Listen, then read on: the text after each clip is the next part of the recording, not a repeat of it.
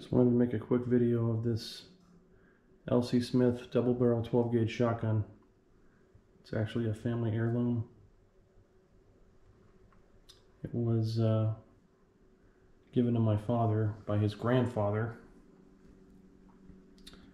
and this gun is probably about over 100 years old and still in great condition.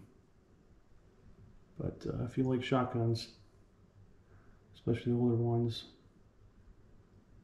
it's pretty cool to have something like this.